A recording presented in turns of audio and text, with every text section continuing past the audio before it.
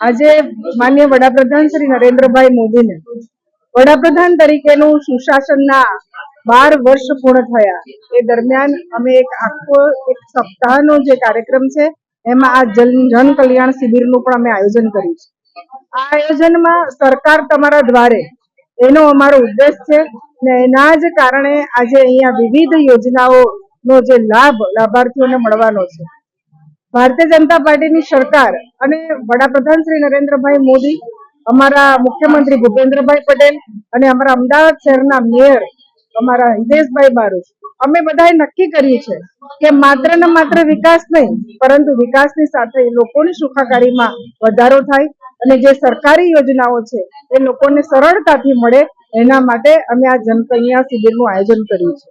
આજે અહીંયા જે લક્ષ્મી યોજના, સરસ્વતી યોજના, આયુષ્યમાન કાર્ડ, પીએમ સ્વનિધિ વગેરે યોજનાઓ જે છે એના કાર્ડ અહીંયાથી જ સ્થળ પરથી લોકોને કાઢીને આપવામાં આવશે અને એનો લાભ વધારેમાં વધારે લોકોને મળે એનો અમારો ઉદ્દેશ છે.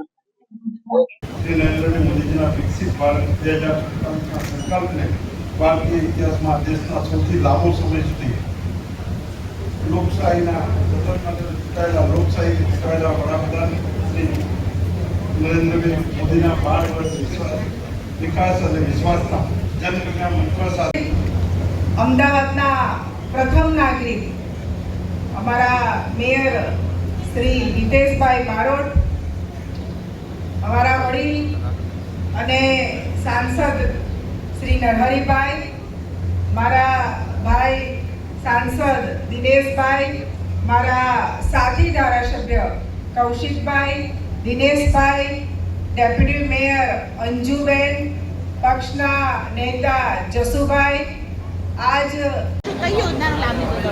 અરે હું વિધવા છું ને એટલે મારા નાના છોકરા છે ને એટલે સરકાર મને ફાયદો આપ્યો છે. શું ફાયદો આપ્યો?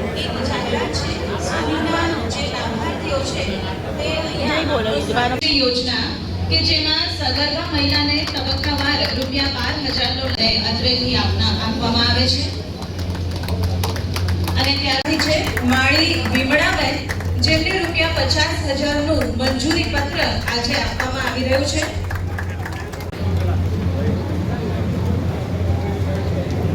હવે છે